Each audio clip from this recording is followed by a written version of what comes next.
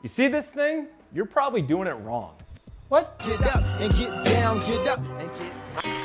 The Roman chair. Most people are doing this wrong, and it all stems from where the pad is being placed. Come over to the side right here and you can see how much movement is occurring out of his low back. Our goal is to lock the lumbar spine in place and move about the hips. Keep this from moving. So all you're gonna do is make sure that the pad is set up to where the pad is gonna be lower than the top of his pelvis. So you can see in this position right here, his pelvis starts there and the pad is below it. There's his start.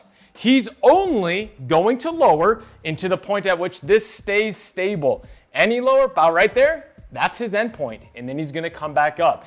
This means that the muscles of the back, his erector muscles, are working isometrically to stiffen the core, stabilize the spine, and the prime movers are going to be the hip extensors, your glutes and hamstrings. The second you go too far and let that back round, now we're getting a lot of movement of the spine under load, and that is a problem.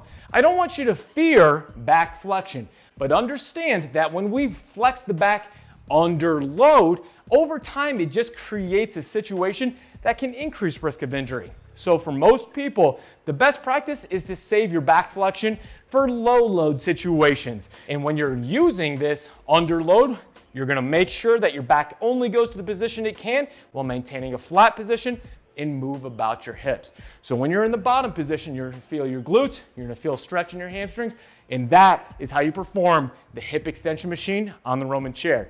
Now, a good piece of advice is how to get set up. I'm gonna let Graham explain what he likes to do with the feet.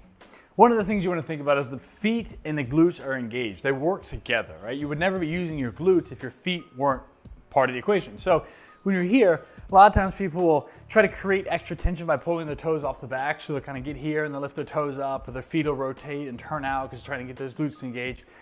I like to cue and think about making sure the feet point straight down and then grabbing with the toes. So if you only have a back, you can grab the flat part, but if you have one of these with a bend, I like to grab the bottom with my toes. Helps me to grip a little bit more so that when I lower down, I can push through those toes, squeeze the glutes as they come back up. Remember, we're hinging at the hip, so we want to extend, squeeze the glutes, and use the entire foot, ankle, lower leg, knee, and hip complex together as one unit. This is a hip extension exercise. When under load, we want to train hip hinging mechanics and moving about the hips. This is how we become better athletes. This is how we transfer this over to better squats, deadlifts, cleans, running, and jumping. We don't want to see that back round under load. So let's train that hip hinge, how to move about the hips. All you do, set the pad in the right position underneath your pelvis. If it's too high, it's really easy to let that back round and you're not getting the needed hip extension. Hope this was able to clarify some points. If you have any questions, let us know in the comment section below this video. Be sure to go and head on over to Graham's YouTube channel at The Barefoot Sprinter and give him a subscribe because he's got a lot of great information there, and a lot of good information from us is coming soon in future videos. So until then, guys, happy Roman chair hip extensioning. They say that energy flows where attention goes, so I pay no mind. Why waste my time with all these negative cats scratching? So caught up in their egos, these people have